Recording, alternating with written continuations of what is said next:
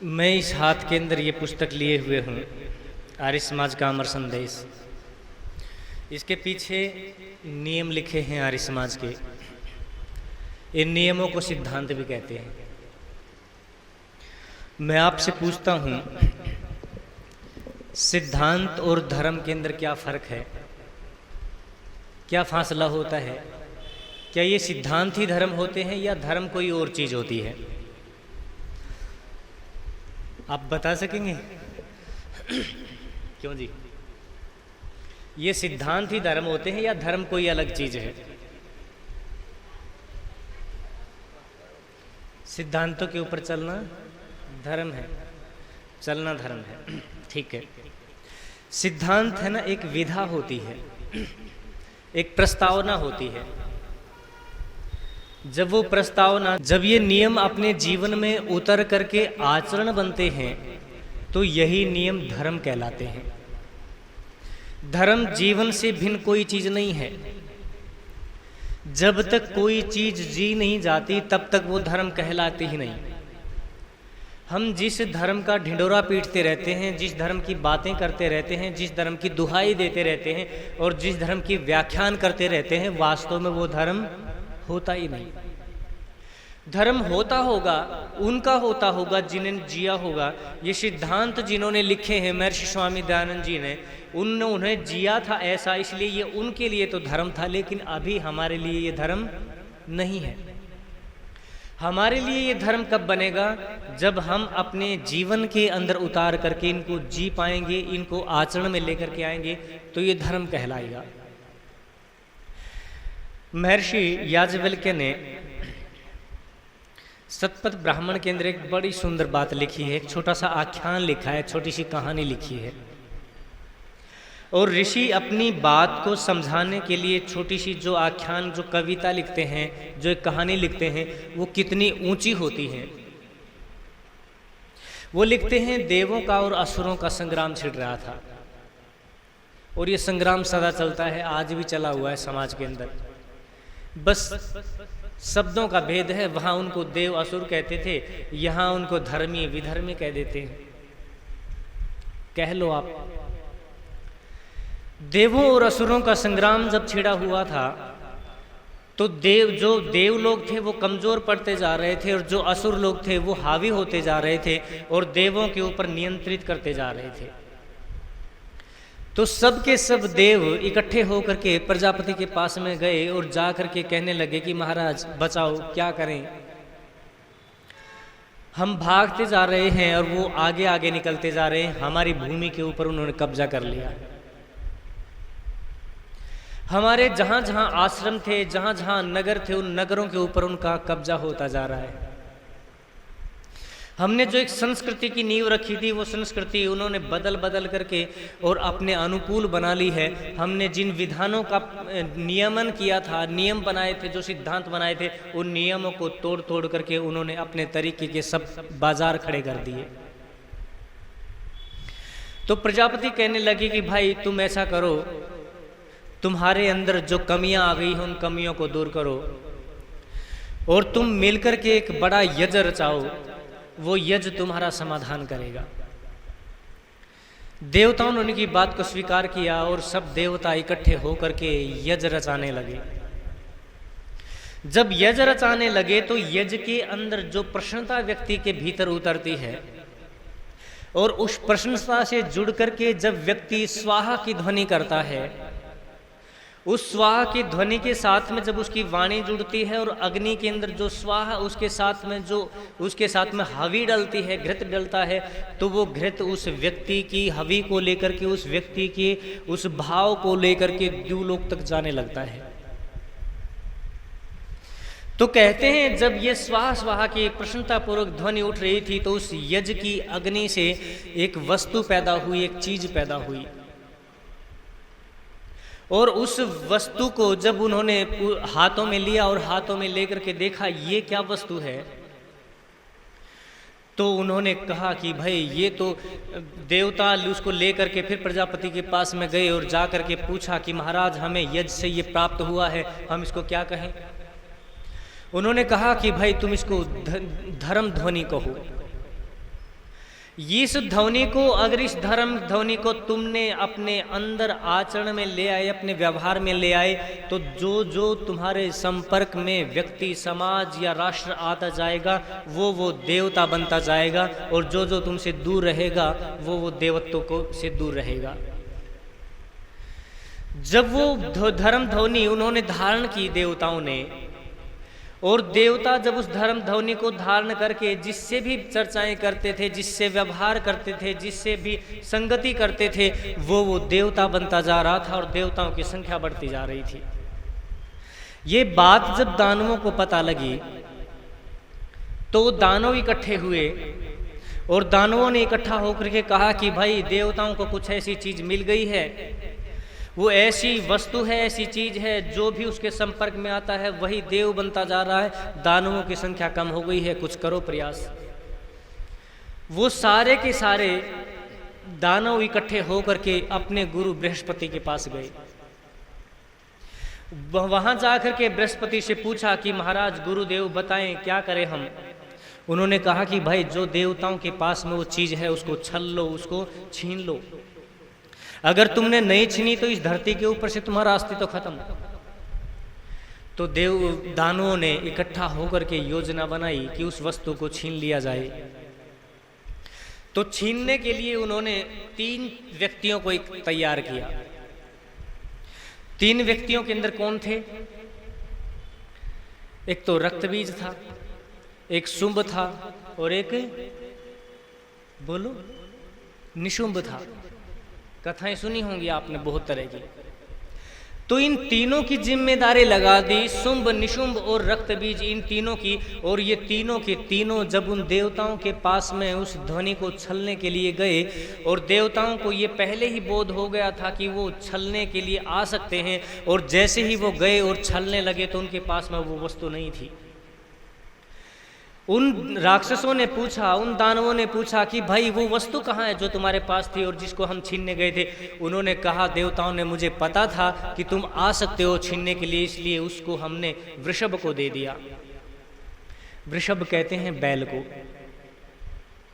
और उसने कहा कि हमने वृषभ को दे दिया, और वृषभ ने उसको अपने अंदर धारण कर लिया है।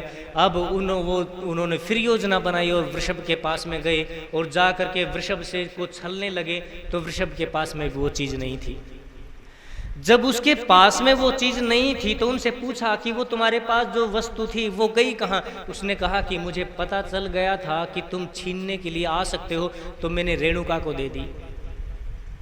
रेणुका के पास में फिर छलने के लिए गए तो रेणुका के पास में भी वो वस्तु नहीं थी। रेणुका ने कहा कि मुझे भी पता था कि तुम छल सकते हो, लेकिन अब वो ऐसी जगह पहुंच गई है जहां छलने का तुम्हारा कोई कार्यक्रम नहीं चल सकता। मैंने वो उस वस्तु को यज्ञ के 10 पात्रों के अंदर समाहित कर दिया है, और 10 पात्रों के अंदर जाने के बाद कभी भी कोई वस्तु छीनी नहीं जा सकती। महर्षि याज्ञवल्क्य के इस बात को समझाने के लिए और आगे बढ़ते हैं। वो कहते हैं कि जब व्यक्ति यज्ञवेदी के ऊपर बैठ करके वेद मंत्रों का गान करता है तो उस व्यक्ति के भीतर आह्लाद पैदा होता है। जो अपनी मन की भावनाओं को आहुतियों के अंदर समर्पित करता है तो वो आहुतियाँ उस व्यक्ति के भीतर धर्म इकट्ठा करती हैं। उस व्यक्ति के भीतर जो विचार पैदा होते हैं वो समाज कल्याण के होते हैं। उस व्यक्ति के भीतर जो भाव आते हैं वो देने के होते हैं। उस व्यक्ति के भीतर जो जीवन पैदा होता है वो जीवन समष्टि के लिए होता है, समग्रता के लिए होता है, ब्रह्मांड के लिए होता है, सृष्टि संतुलन बनाए रखने के लिए होता है। वो जो चीज जिस व्यक्ति के भीतर उतर गई, जो ऐसा याज्ञिक व्यक्ति हो गया है जो प्रतिदिन नित्य यज्ञ करता हो और जिसके भीतर धर्म उतराया हो, उस व्यक्ति के पास में कोई भी सामान्य व्यक्ति जब बैठता है ना तो निश्चित रूप से धार्मिक होकर के उठता है। उसके भीतर भी यज्ञ के प्रति श्रद्धा पैदा हो जाती है, उसके प्रति भी देने का भाव, उसके प्रति भी दान की परंपरा पैदा हो जाती है। तो फिर कहते हैं महर्षि याज्ञवल्क्य, उस जब आदमी के भीतर जब शुभ संकल्प पैदा होता है, शुभ भाव पैदा होता है, तो उस व्यक्ति के भीतर, जैसे कभी आर्य समाज के बारे में यहाँ कार्यक्रम चल रहा है और कोई व्यक्ति इधर है, बैठा हुआ है, यज्ञ कर रहा है, वो सोचा इतना सुंदर कार्यक्रम है, चलो इसके अंदर हम कुछ दान दे दें, और दान कितना दे दें, आज तो 11,000 रुपये दान कर देते हैं। ये यज्ञ के ऊपर बैठने से, संगति के पास में बैठने से शुभ संकल्प आ गया। ये शुभ संकल्प आना क्या है, धर्म ध्वनि है। लेकिन महर्षि याज्ञवल्क्य कहते हैं ये धर्म ध्वनि पैदा होना ही बहुत नहीं है, क्योंकि ये धर्म ध्वनि छीनी जा सकती है, और वो छीनने के लिए देव जो दानव लोग हैं वो तैयार बैठे हैं, वो आ सकते हैं। लेकिन वो व्यक्ति जब यज्ञ से उठ करके फिर थोड़ा सा आगे चलता है तो उसके मन के अंदर जो 11,000 देने का विचार था ना, अब वो सोचता है यार 11,000 तो बहुत हैं, 5100 क्यों नहीं दे दें, 5100 भी बहुत हैं, लोग तो 5100 भी नहीं देते। वो जो 11,000 की जो राशि थी, देने का जो भाव था, उसके भीतर अब वही शुंभ और निशुंभ दो वृत्तियां पैदा हो गई। जो बुरी प्रवृत्तियां हैं वो आ गई, और आते ही उसने उस 11,000 की जो धर्म पैदा हुआ था, एक ऊंचा धर्म पैदा हुआ था, उसको छोटा कर दिया, 5100 तक ले आए। वो कहते हैं फिर आगे ये कहते हैं कि वो इतना ही नहीं है, उसकी वृत्तियां जितना जितना आगे जाती है उसको वो राक्षस, उसको जो मानसिक छोटी प्रवृत्तियां हैं वो उसको और भी छोटा करती रहती हैं। इसको हटा दो, देवत्व से हटा दो, इसको अपने जैसा बना लो। वो 5100 होते होते जब तक यहाँ माता जी के पास में आते हैं ना, बोलते हैं कि माता जी कह दो 1100 रुपये। फिर भी आदमी बैठ करके सोचता है कि 1100 देखो किसी ने नहीं दिए, मैंने दिए हैं, बहुत दे दिए, लेकिन गलती हो गई, अगर 100 रुपये भी दे देता तो बहुत था। ये जो प्रवृत्ति पैदा हुई है, ये कौन सी प्रवृत्ति है, ये है शुंभ और निशुंभ द्वारा वो छल लिया गया व्यक्ति। महर्षि याज्ञवल्क्य कहते हैं कि जो धर्म के माध्यम से ध्वनि पैदा होती है, व्यक्ति के भीतर ये भाव पैदा होता है, ये छला जा सकता है। इसलिए जब तक वो राक्षस तुम्हारे पास में आए उससे पहले ही इसको आप वृषभ को दे दो। वृषभ का मतलब है मन। जैसे बैल ताकतवर होता है, सांड जैसे पशुओं में बहुत ताकतवर होता है, बहुत चंचल होता है, खुरापाती होता है, जैसे वो उठापटक करता है, मन को भी वृषभ कहा है, मन को भी ऐसा ही सांड कहा है। ये पता नहीं आदमी को कहाँ से कहाँ दौड़ाता रहता है। तो वो कहते हैं कि उससे पहले ही अपने मन को दे दो और मन से विचारने लग जाओ, भाई तुमने जो ये जो निर्णय लिया है, जो तुम्हारे भीतर ये पवित्र भाव आया है, इस भाव को और बढ़ा, क्योंकि तेरे पास में सामर्थ्य बहुत है, मन के पास में सामर्थ्य बहुत ज़्यादा रहता है। जो व्यक्ति उस 11,000 को छलने से पहले, छोटा होने से पहले मन को दे देता है तो मन उसकी सुरक्षा करने लगता है। मन के भीतर भी प्रवृत्तियां पैदा होती हैं, उसको भी छला जा सकता है। महर्षि याज्ञवल्क्य कहते हैं कि मन में आई हुई बात को भी छला जा सकता है दानवों के द्वारा, क्योंकि मन ने अभी तक लेने का भाव सीखा था, लेकिन यहाँ जो यज्ञ से प्रवृत्ति पैदा हुई है वो तो देने की है। इसलिए मन के भीतर संकल्प और विकल्प उठने लगते हैं। वो एक बार कहते हैं कि तेरे पास तो गाड़ियाँ हैं, घोड़े हैं, ये 11,000 क्या चीज़ है, तू 5100 भी दे सकता, तू 1,00,000 भी दे सकता। लेकिन दूसरी तरफ की प्रवृत्तियाँ उस व्यक्ति को फिर गिराने लगती हैं, भाई क्या ज़रूरत है, सब ठीक है, काम चल रहा है, 11,000 बहुत है, इस 11,000 को 11,000 रहने दो, 5100 हो सके तो और अच्छी बात है। लेकिन मन के भीतर ये उद्वेग चलता रहता है। महर्षि याज्ञवल्क्य कहते हैं कि इस धर्म को तुम मन तक लेकर के जाओ और मन से चिंतन मनन करो। अगर ये मन ऊपर उठता जाता है तो तुम इसकी प्रशंसा करो, क्योंकि ये धर्म का प्रतीक बन गया है ये। लेकिन मन के भीतर जब ये भाव आने लगे संकल्प विकल्प का, तो ये समझ लो कि तुम्हारे आसपास में असुर प्रवृत्तियां पैदा हो गई हैं। शुंभ और निशुंभ और रक्त बीज ये तुम्हारे आसपास में पहुंच चुके हैं। इसलिए अपने मन के भीतर उसको घुसने से पहले रेणुका को ये वस्तु दे दो। रेणुका बोलते हैं बुद्धि को, बुद्धि को। और मन की आदतें तो बहुत खराब हैं। आदमी मन से क्या क्या नहीं सोचता। मन एवं मनुष्यानाम कारणम बंध मोक्षयो। मनुष्य का जो मन है ना, ये बंधन का भी कारण है। ये समाज को, व्यक्ति को, और इसको इतना ज़बरदस्त बांध देता है, वो पंगु बना देता है, उसके पैर लड़खड़ाने लगते हैं, वो आदतों से मजबूर हो जाता है। लेकिन ये मन उसके साथ में खेलता रहता है। और मन ही ऐसी वस्तु भी है जो व्यक्ति के भीतर अगर धर्म पूर्वक ठीक ठीक खेलती रहे, उस व्यक्ति के मोक्ष का कारण बन जाती है, छुटकारा बन जाती है। मैंने सुना है एक बार एक राजभवन के सामने लोग इकट्ठे होते, खड़े होते, देखते और वहीं खड़े हो जाते, आते वहीं देखते और वहीं खड़े हो जाते। भीड़ बढ़ने लग गई, भीड़ बढ़ती चली गई, बढ़ती चली गई, और वो भीड़ बस निर्णय के ऊपर पहुंचने वाली थी, देखते हैं क्या होगा आगे। भीड़ देख रही थी एक भिखारी, एक भिक्षुक व्यक्ति राज दरबार के सामने आकर के भिक्षा मांग रहा है, और भिक्षा मांगते हुए वो राज दरबारी को बोलता है कि भाई मैं भिक्षुक हूँ, भिक्षा लेने आया हूँ, तुम मुझे भिक्षा दे दो कुछ। राज दरबारी कहने लगा कि ठहरो, मैं अभी लेकर के आता हूँ, लेकिन बताओ तुम क्या भिक्षा में लोगे।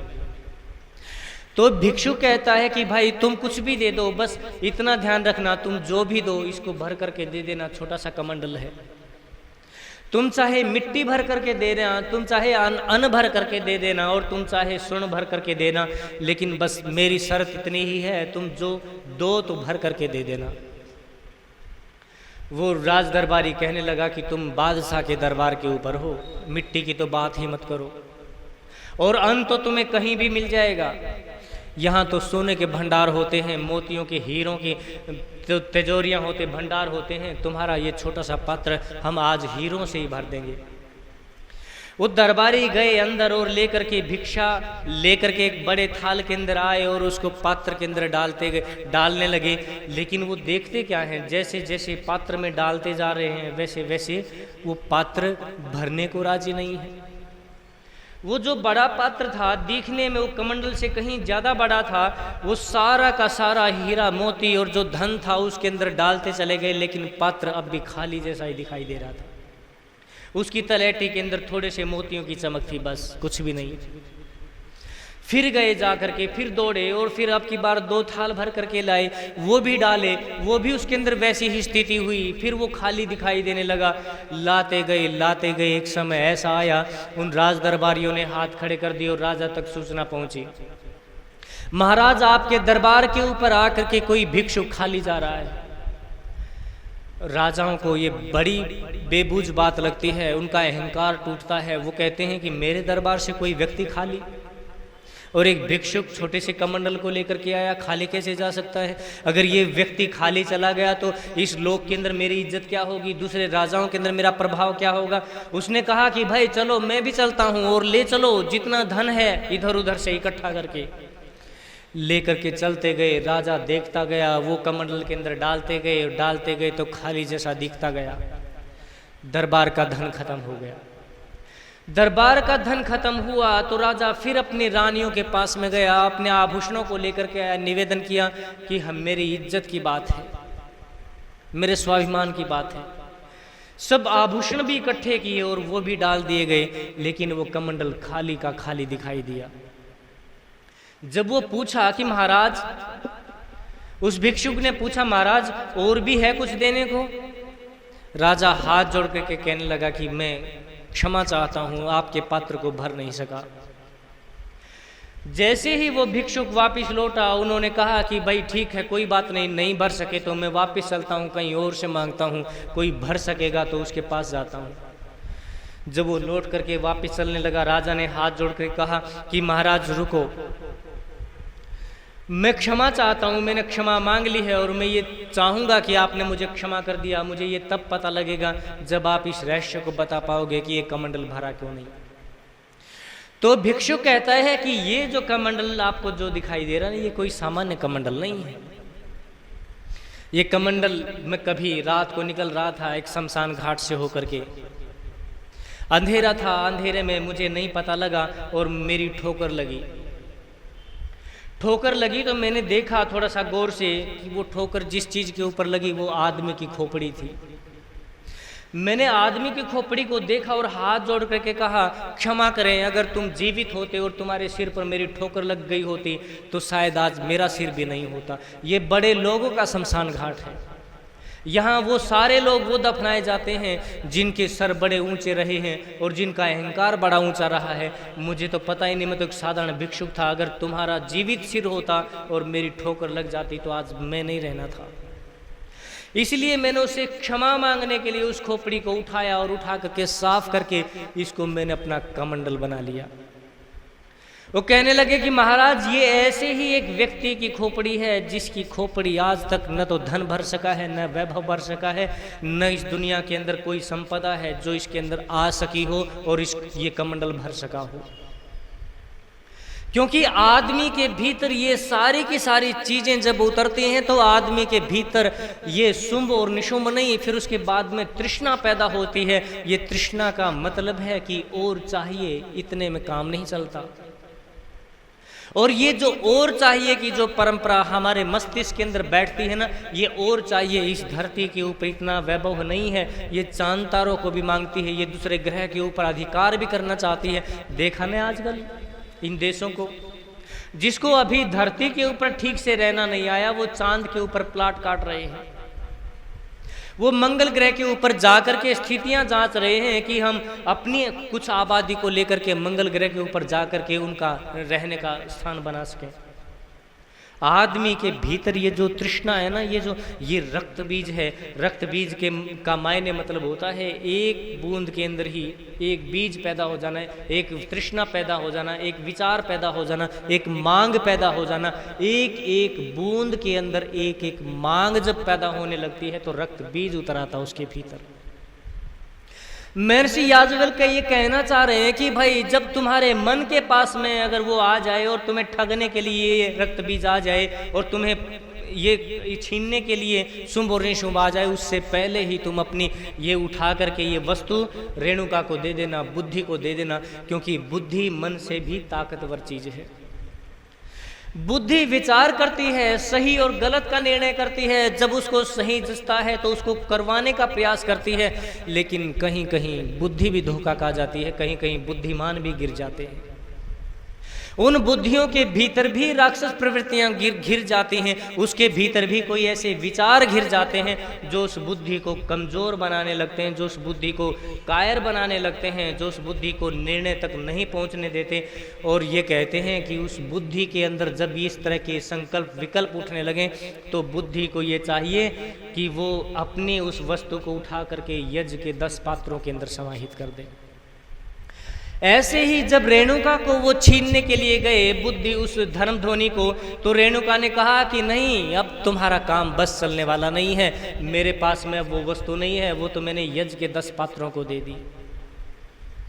ये जो यज्ञ के 10 पात्र हैं ये कर्म का प्रतीक हैं, क्योंकि यज्ञ के 10 पात्रों के अंदर जो चारों तरफ रखे जाते हैं, ये 4 आपकी प्लेटें होती हैं जिनके अंदर सामग्री होती है, 4 आपकी आचमनी होती हैं और 2 घृत और श्रुवा। ये जो 10 पात्र हैं इनके अंदर जब कोई वस्तु डल जाती है तो वो तो स्वाहा हो ही जाती, और जो वस्तु उसमें डल करके स्वाहा हो गई तो वो कर्म में उतर गई, और कर्म का तो केवल फल मिल सकता है, कर्म को छीना नहीं जा सकता, कर्म का केवल फल मिलता है। यहां ये कहना चाह रहे हैं कि तुम्हारे भीतर जब ये शुंभ निशुंभ उतरने लगे तो तुम जल्दी से जल्दी उन 10 पात्रों के अंदर डाल देना। ये 10 पात्र हमारी ज्ञानेंद्रियां और कर्मेंद्रियां हैं। 10 इंद्रियां जो हमारे भीतर काम कर रही हैं, हमारे जीवन को जो चला रही है ना, इनको इनके अंदर उस समाहित कर देना। मतलब कहने का ये है कि तुम उसको आचरण में ले आना।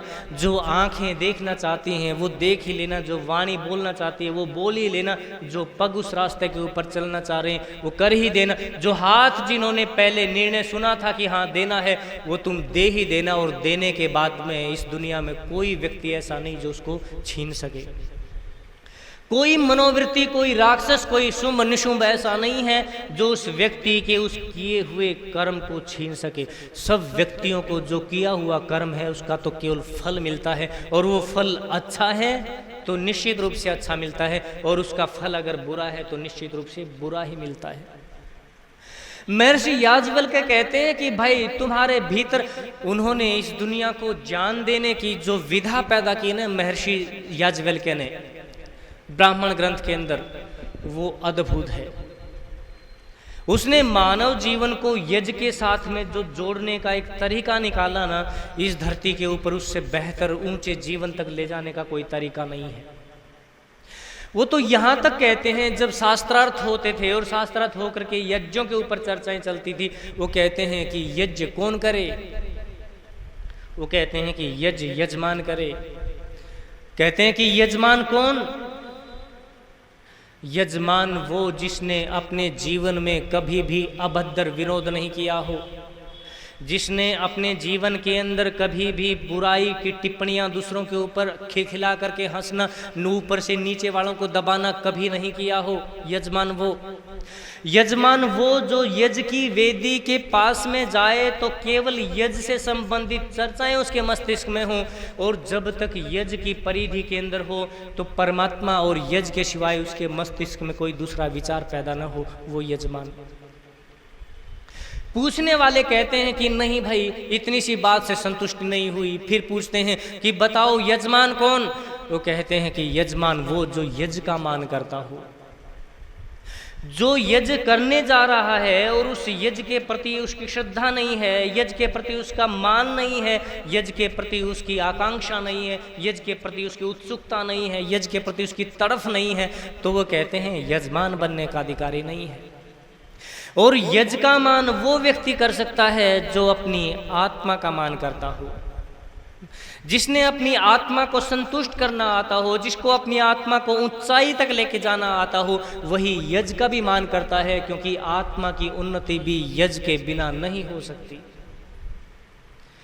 वो कहते हैं कि आत्मा का मान कौन करता है? वो कहते हैं आत्मा का मान वो करता है जो परमात्मा की सन्निधि को सदा महसूस करता है, जो परमात्मा को अपने सामने आसपास हरा भरा देखता है।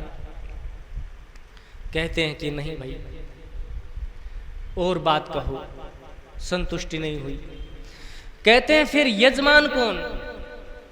वो कहते हैं कि यजमान वो जो यज के पास में बैठ करके केवल यज के सिवाय जिसके भीतर कोई भी न तो आचरण की क्रिया आती हो और न विचार आता हो, और जिसके अंदर यज के सिवाय, परमात्मा के सिवाय अगर कोई दूसरा विचार आ गया तो ब्रह्मा का ये कर्तव्य है उस यजमान को उठा करके यज की परिधि से बाहर कर दे। क्योंकि जब यजमान यज की वेदी के पास में आता है तो यज भी उसको पुकारता है कि आ मेरे पास।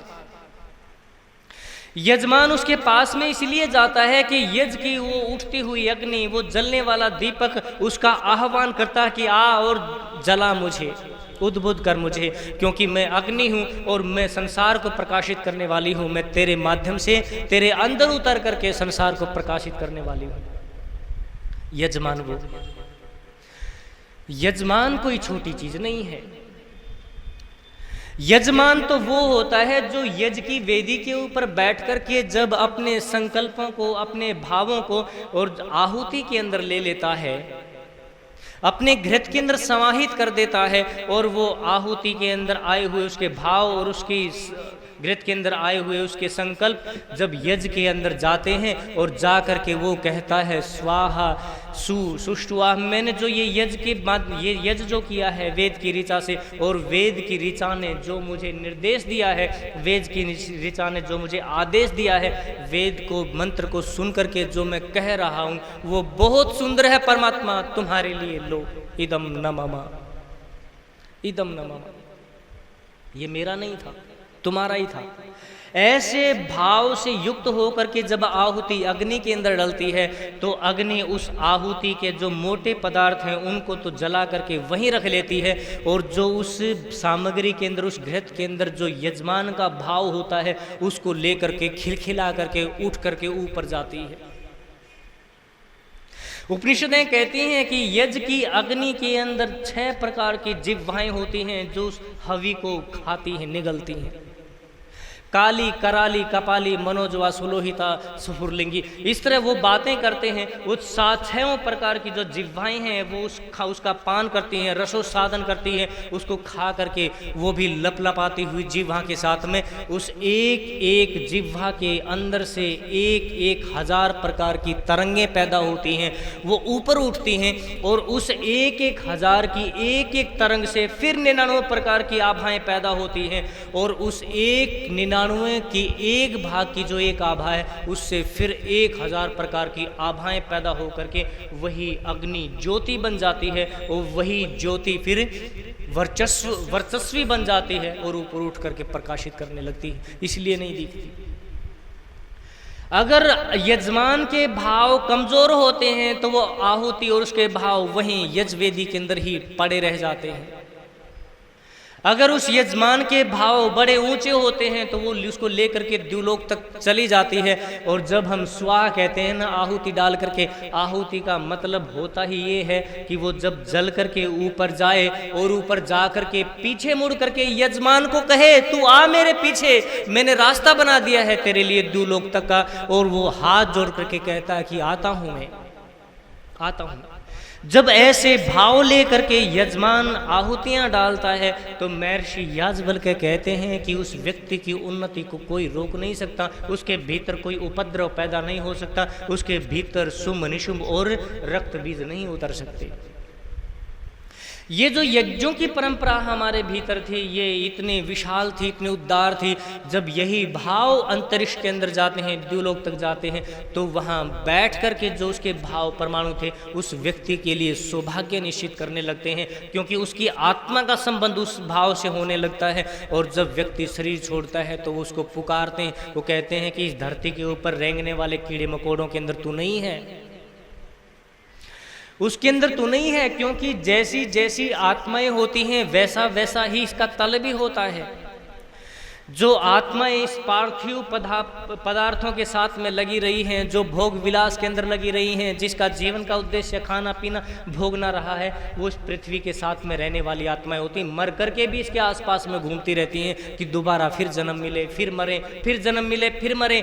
लेकिन जो इससे ऊंचे और भाव होते हैं वो दूसरी परमाणु, अलग परमाणुओं में होती है। ये पार्थिव परमाणु हैं, ये तमस से भरे हुए परमाणु हैं, कुछ ऐसे हैं जो रजस से भरे हुए परमाणु हैं, वो और ऊपर विचरण करता है।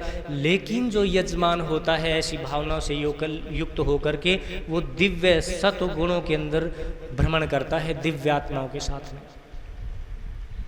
ये यज्ञ जिसको हम छोटा सा एक छोटी सी क्रिया मानते हैं, कोई आए कहीं भी बैठ जाए, विधान है ये ऋषियों का। भगवान श्री कृष्ण कहते हैं गीता के अंदर, यह शास्त्रम विधि उत्सृज्य वर्तते कम कार्त न स सिद्धम आपनोति न स स्वर्ग सुखम।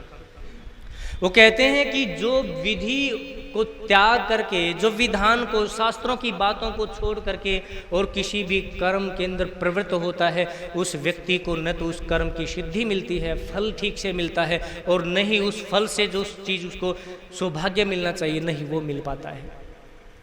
इसलिए यजमान को जब यज्ञ की वेदी की तरफ जाना हो तो उस समय उसके मन से सारे बाहर के, सारे व्यापार के, सारे लेन देन के, सब भाग दौड़ के विचार छूट जाने चाहिए और केवल एक विचार होना चाहिए, वो यज्ञ की ज्योति के प्रति समर्पित हो। और वो यज्ञ की तरफ जब जाए वो कहे कि हाँ मैं आ रहा हूँ, तुम तैयार हो जाओ, अग्नि की तरफ जाए और वहाँ बैठ जाए। नहीं तो यज्ञ के ऊपर बैठने का अधिकार नहीं। कल परसों एक बात मैंने प्रारंभ की थी, वो पूरी नहीं कर पाया। महर्षि तृतकेतु जो बहुत बड़े वैज्ञानिक थे और वो अनुसंधान करने लगे एक वेद के मंत्र को लेकर के, और वेद के मंत्र पर जब अनुसंधान कर रहे थे तो वो देख रहे थे उसके भाव ऊपर तक, द्युलोक तक जा रहे हैं चित्रों के माध्यम से। वो मंत्रों की व्याख्या, मंत्रों की आहुतियां दे रहे थे, स्वाहा स्वाहा कर रहे थे, इदम नमम कर रहे थे। और इतना करते करते एक और जंगल के अंदर से आ करके एक व्यक्ति, एक साधु उसकी यज्ञशाला के अंदर आ बैठा और वो भी मंत्रों का उच्चारण करने लगा।